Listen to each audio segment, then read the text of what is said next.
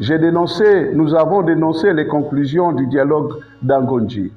D'ailleurs, vous voyez, si ces conclusions avaient été prises en compte, nous n'aurions pas les conclusions de cette loi sur les partis politiques, conclusions sur le financement des partis politiques. On nous a donc donné quelque peu raison. Dénoncer la Constitution, cette Constitution qu'il faut absolument retoucher. Il faut retoucher parce qu'il faut la séparation des trois pouvoirs, pouvoir législatif, judiciaire et exécutif. Il faut bien sûr éviter les exclusions. On ne peut pas être électeur et ne pas être élu. Il faut éviter les exclusions. À 70 ans révolus, vous ne pouvez plus être candidat. Alors que c'est à cet âge que vous avez la meilleure expertise, la meilleure maîtrise.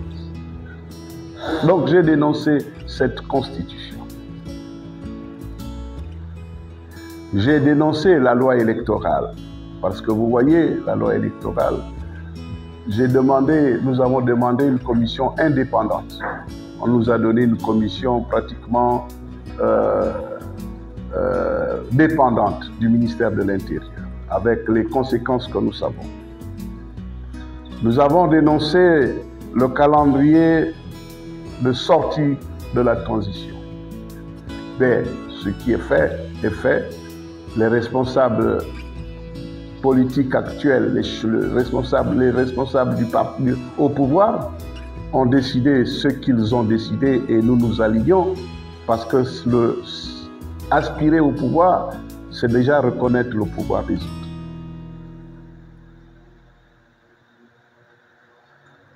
Ces deux camps-là sont allés aux élections. Un candidat sur les 8 a été plébiscité, mettant un terme à la transition avec ses succès et ses échecs.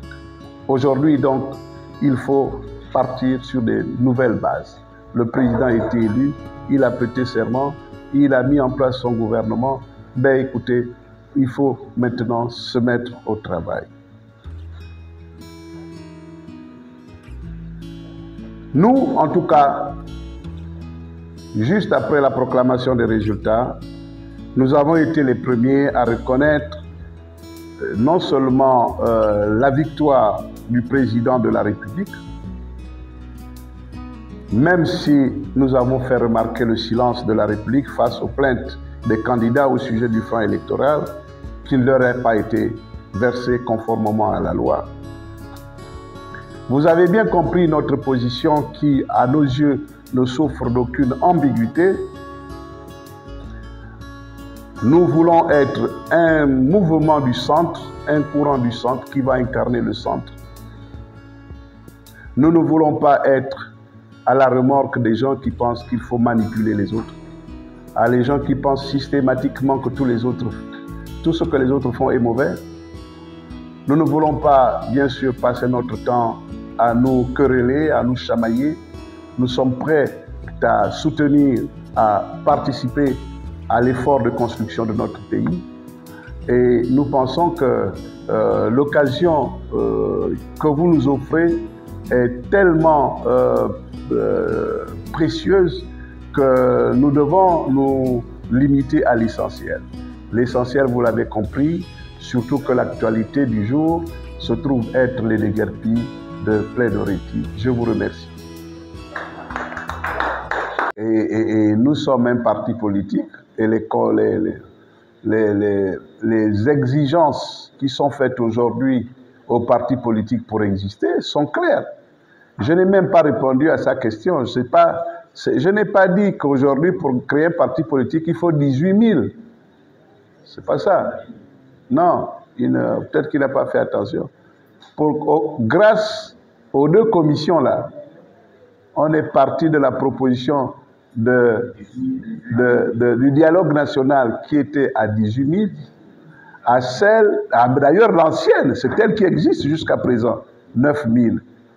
Donc, oui, lorsque la loi sera prise, nous serons suffisamment outillés pour aller sur le terrain, battre campagne et espérer avoir au moins un député sinon un sénateur, sinon 15 conseillers, sinon un député et 15 conseillers, ou un sénateur et 15 conseillers. Oui, nous allons le faire. Parce que aussi, il faut éviter ce qu'on a vécu là. Le pouvoir déchu là, ce n'était pas forcément un bon pouvoir. Créer des partis politiques tous azimuts. Nous avons 104 partis politiques. Et lorsque vous regardez certains partis politiques, ils n'ont pas de siège, ils n'ont pas de militants, ils n'ont rien. Et ils sont des partis politiques. Et ils viennent donner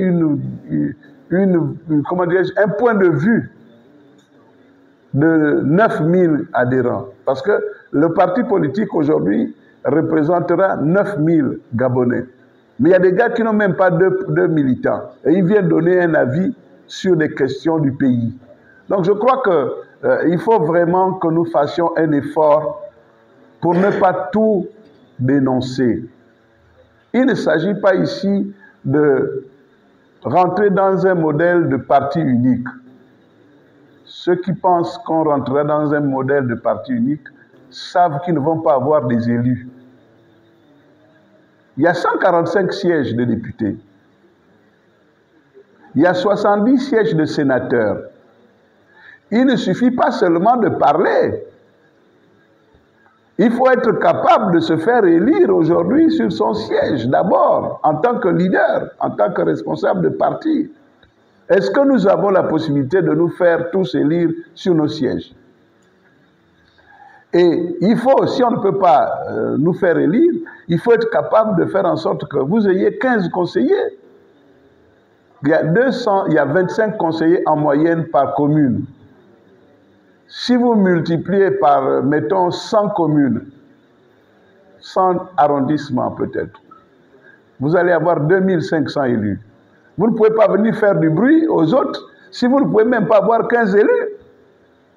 Hein? Donc, je crois que c'est une question essentielle. Et puis, ceux qui vont remplir ces conditions-là vont être financés, c'est-à-dire qu'ils vont avoir le soutien de l'État. Donc, pour avoir le soutien de l'État, il faut remplir les conditions que l'État exige. Il faut maintenant qu'on arrête de faire comme si, bon, c'est la cour du roi Péto, chacun dicte sa loi. On est d'accord? Alors, lui, il avait posé une question. Merci, docteur. Je suis Pierre Parfait-Madiga, du journal Média de l'Acier. Alors, au sortir de la présidentielle, il y a eu une certaine presse qui nous a décrit comme quelqu'un de super endetté, ruiné et aux abois. Qu'en est-il exactement? Et puis, surtout, qu'en est-il de ce problème de franc électoral? Vous connaissez la presse, là? Oui, bien sûr. C'est quelle presse? Ça les confère. C'est son confrère. Hein? On souhaite qu'il est La sortie sous condition de Madame Sylvia et Monsieur Nordine a tout à fait des raisons d'être interprétées selon que nous sommes des pro-Ali ou des contre-Ali. Il y a forcément deux camps. Il y a un camp qui estime que Ali, Nordine et Sylvia devaient bénéficier de cette comment dirais-je, liberté provisoire. Il y a ceux qui pensent que Nordine et Sylvia ne devaient pas bénéficier de ça. Et donc, c'est une justice à deux vitesses. Moi, ma position est la suivante. Ils ont été mis en détention, placés en détention. Ils ont commis des avocats. Et les avocats ont fait la preuve, ont démontré la preuve de ce que leur santé était en danger. Moi, je suis médecin. Je ne peux pas m'opposer à une exigence médicale, la santé. Quelqu'un, même si vous êtes un meurtrier, un assassin, si vous êtes malade, vous avez droit à une prise en charge. Ça, c'est le médecin. Je pense aussi que c'est la vision de la justice. Est-ce qu'il y a un autre Gabonais qui a été placé dans les mêmes conditions et donc qui n'a pas bénéficié de cette liberté provisoire? Là, on peut parler d'une justice à deux vitesses. Mais s'il n'y a pas d'autres Gabonais qui ont présenté la même situation, je crois qu'il faut se limiter, il faut se préserver, il faut s'empêcher, il faut s'interdire de donner des affirmations gratuites. Mais je comprends bien les gens, je comprends bien les compatriotes qui pensent que c'est une justice à deux vitesses. Moi, je ne dis pas que c'est une justice à deux vitesses. Je dis que les autres Gabonais qui ont été placés, même s'ils n'ont pas de problème de santé, mais qui ont été placés dans les mêmes conditions, ça fait 2 ans bientôt qu'ils sont là-bas. J'ai un confrère qui me fait dire au cas Jean-Rémy Yaman. Il était malade à l'époque. Oui. Il était malade, mais pourtant il est allé jusqu'à Fugir s'appelle. Sinon, il a fallu qu'il bénéficie de la grâce présidentielle pour qu'il sorte de prison. Ce sont les avocats qui demandent. Si les Yama, mon frère, je ne dis pas qu'il n'a pas demandé. Nous parlons de la situation de Sylvia. Et nous sommes tous des humains. Même si je vous ai fait du mal, mais si je suis en bonne santé, donnez-moi la possibilité d'aller me faire soigner, s'il vous plaît. Et moi, je demande quand même qu'au-delà de cette situation de santé, il faut que les autres soient au moins jugés. Parce que sinon, effectivement, nous allons donner l'impression qu'il y a une justice à deux vitesses. Il faut que les autres soient jugés. Et vous savez, cette question-là est une question très sensible. Les gens s'amusent. Nous savons tous pourquoi ces gens-là ont été condamnés. Mais vous savez que si ce jugement devait avoir lieu, beaucoup d'entre nous se retrouveraient de l'autre côté. Parce qu'il s'agit quand même de la falsification de la signature du président. Et nombreux sont ceux qui ont été aujourd'hui en responsabilité sur la base de cette signature. Il y a des gens qui ont été nommés directeurs généraux, il y a des gens qui ont été ministres, et peut-être même premiers ministres. Parce que le président Ali Bongo Ondimba a eu son AVC le 24 octobre 2018. Et donc, tous ceux qui ont été nommés à partir de 2018, aujourd'hui, si on fait le point, il y a des gens qui ne devaient pas parler. Il faut s'interdire de parler, il faut s'interdire de se donner en spectacle, parce que nous avons tous, comme on dit chez nous, la queue. Il ne faut pas traverser le feu, sinon nous allons nous brûler. Ça, c'est la question de Mme Sylvia Bongo Ondimba. Je pense que chacun de nous a une lecture de cette question. Mais je souhaite que ceux qui sont aujourd'hui en détention soient ou jugés ou, pourquoi pas, mis en liberté provisoire. D'autant plus que nous sortons d'une élection présidentielle, un président qui a été plébiscité, et un peuple gabonais qui attend de lui, bien sûr, que n'existe plus les questions de prisonniers d'opinion et tout ça. Je ne sais pas s'il y en a. Qu'il n'y ait plus de règlement de compte, je pense. Il faut que nous mettions tout ça là à plat, que nous rasions. La deuxième question que vous avez posée, c'est... Là, voilà, le conflit. Le conflit, vous savez, nous sommes des Gabonais. Mais bien sûr que notre souhait serait que le Gabon soit en position de force. C'est notre souhait. Vous et moi. On n'a même pas dit le Gabon a perdu, on doit dire le Gabon va gagner, c'est ça. Mais au regard de la situation, oui, on a l'impression que nous n'avons pas beaucoup perdu. Mais ce sont nos frères. Et puis les gens qui estiment que le président a vendu ou le président a participé. Mais ce n'est pas un conflit qui date de maintenant. C'est un conflit qui remonte à 1900. Et c'est un conflit qui a essayé d'être abordé par nos deux précédents présidents, Omar Bongo Ondimba et bien sûr Mathias Nguema. Et puis Omar Bongo Ondimba et Teodoro Obiang Nguema. Donc, nous connaissons tous cette question-là. Nous sommes des parents. Les Sekiani, là, ils sont ici à Libreville, et ils sont à l'île Mbanié, ils sont à Guinée équatoriale. Nous sommes des parents. Les femmes, il y a 1 mois à peu près, j'étais à Oyem, j'étais à Bitam. Je suis allé à Bébéine. Vous avez les mêmes familles à Bébéine, vous avez les mêmes familles à Mongomo, qui sont à Oyem, qui sont à Bitam. La CPI, c'est la Cour internationale de justice, oui, mais préservons notre vivre ensemble. Protégeons, parce que nous sommes un même peuple en réalité. Nous sommes un peu même peuple. Et je pense que, comme vous, les deux présidents sauront trouver le juste milieu pour que personne n'ait à regretter quoi que ce soit. Mais dans la situation du Gabon, je pense qu'il faut éviter un triomphalisme parce que nous sommes des parents, parce que nous sommes des amis. Et les propositions que vous faites sont tout à fait plausibles, c'est-à-dire mettre en place quelque chose qui pourrait gérer de manière, comment dirais-je, oui, les questions. Moi, je suis totalement d'accord. Et les présidents doivent repartir sur la table des négociations. Utiliser, n'est-ce pas, l'art bantou. Nous sommes des bantous. Donc cette question, je suis parfaitement d'accord avec vous. On ne peut pas dire aujourd'hui le Gabon a perdu pour attiser bien sûr les brèches, ce n'est pas nécessaire. Donc la troisième question, franchement, vous savez, vous faites un très mauvais travail. La presse fait un mauvais travail. Et c'est dommage. Vous ne pouvez pas relayer une information que vous n'avez pas vérifiée à la base.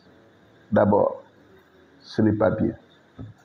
Mais parce qu'on vous a donné un peu d'argent, pas vous, hein, mais cette presse. Vous avez quand même suivi cette info. Bien sûr, mais elle était devenue virale. Donc, parce qu'on vous a donné un peu d'argent, et puis, bon, vous sortez un bout de vidéo de son contexte, et puis, bon, voilà, vous êtes content d'avoir fait passer l'autre pour ce qu'il n'est pas en réalité. C'est de la mauvaise foi. Et je vous le dis franchement, vous me donnez l'occasion d'en parler, c'est de la mauvaise foi. Et j'ai beaucoup de mépris pour des gens qui se comportent comme ça, et je les connais. Je les connais. D'abord, monsieur, on ne fait pas une élection présidentielle avec des broutilles, avec son salaire. Une élection présidentielle, ça coûte cher, surtout lorsqu'on est sérieux. Moi, j'ai fait les 9 provinces du Gabon. Je ne connais pas, à part le président Brice Clotaire Oligui Nguema, je ne connais pas un seul des 8 candidats qui a fait les 9 provinces du Gabon. C'est vrai. Je ne sais pas si c'est vrai. Non, c'est vrai. D'accord. On vous a suivi. D'accord. Et ça coûte de l'argent. Même les gens qui ne parlent pas là, ils sont en difficulté. J'ai dit ceci. J'ai dit que l'État n'a pas subventionné les candidats. C'est ce que j'ai dit dans ma cassette. J'ai dit que tous les candidats se sont comportés sur la base des promesses faites par l'État. C'est-à-dire que l'État allait apporter sa contribution à chacun des candidats. J'ai dit que mon responsable financier est allé au ministère de l'Intérieur. Il a déposé son identité. Il a déposé, je pense, son NIF, son numéro d'immatriculation bancaire. Hein? Son RIB. D'accord? Et que jusque-là, nous n'avons rien reçu.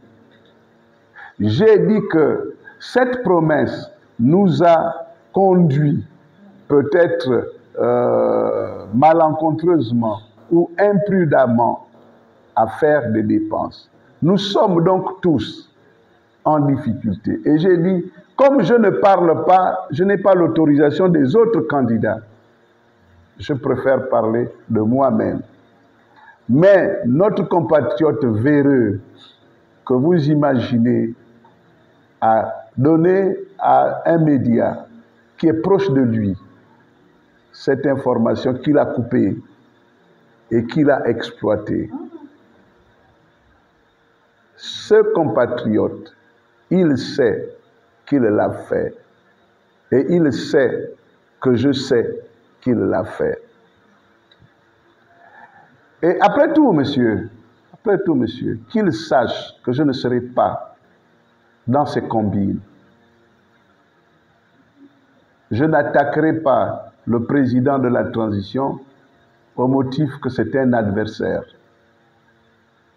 je n'attaquerai pas le président de la transition pour me donner de la visibilité. Je n'aurai même pas de combat de personne. Je me battrai pour les idées. Et ce que je vous dis, je le dirai tous les jours. Dès que vous introduisez une question de personne, je ne serai pas avec vous. Ce compatriote, il a peut-être un problème de personne. Peut-être avec moi, peut-être avec d'autres. Mais les Gabonais savent de qui je parle. Et ils savent ce que je suis capable de faire. Je le combattrai chaque fois qu'il sortira du cadre des idées. Il faut qu'il reste dans le cadre des idées. Vous savez aussi, puisqu'on a dit que j'étais ruiné, mais on a dit aussi que j'attendais un poste de ministre. D'accord?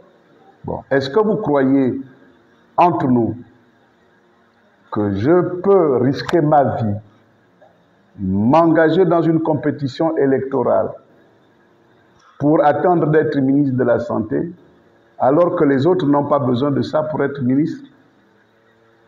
Je n'ai pas comploté avec le président pour que je sois ministre de la Santé. Et donc, le fait que je ne sois pas rentré au gouvernement, pour moi, n'est pas un problème, parce que je n'attendais pas à rentrer dans un gouvernement. Je l'avais dit, le président a remporté son élection à 94,85%. Il avait plus à gagner en réglant d'abord les problèmes de 94, en récompensant les 94,85%, plutôt que de venir chercher des gens qui l'ont combattu. Qu'est-ce qu'il donne? Qu'est-ce qu'il peut rassurer le président de ce que moi, son adversaire, rentrant dans le gouvernement, je ne vais pas le saboter?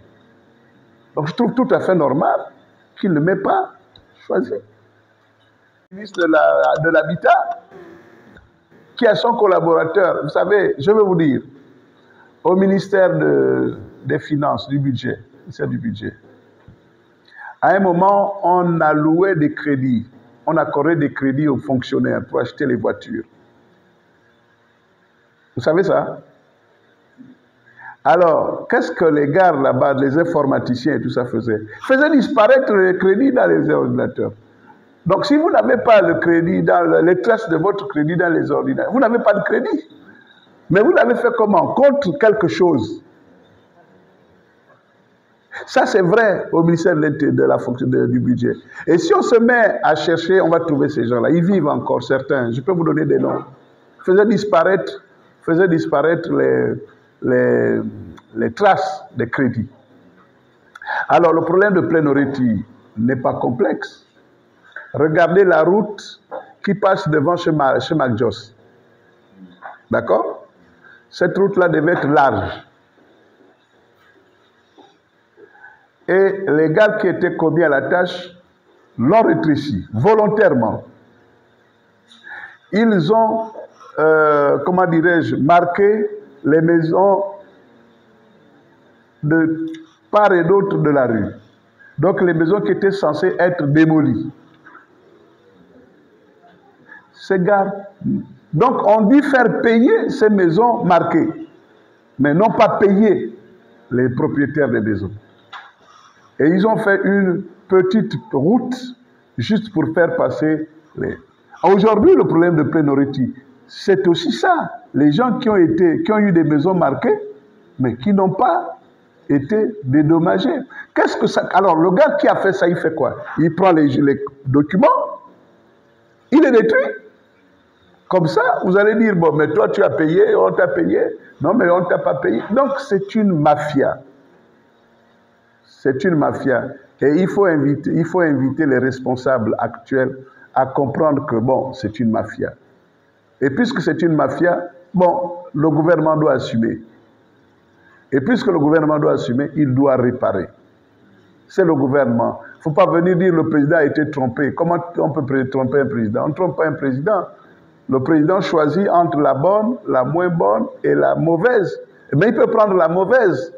Dans la situation de Plein-Oreti, La route, les immeubles, c'est une bonne affaire pour le pays, pour la beauté de la ville. Mais ce qui a été fait a été mal fait.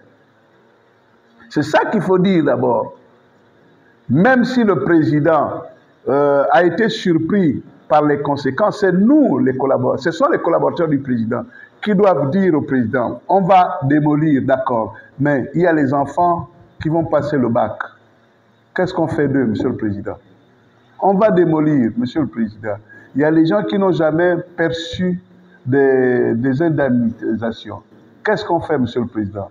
Le président dit, bon, mais on n'a pas le temps, j'ai 7 ans, il faut qu'on démolisse. Bon, monsieur le président, on va démolir, mais on va loger les enfants qui vont faire le bac. On va faire en sorte que ceux qui dorment à la Belle Étoile aujourd'hui ne dorment pas à la Belle Étoile.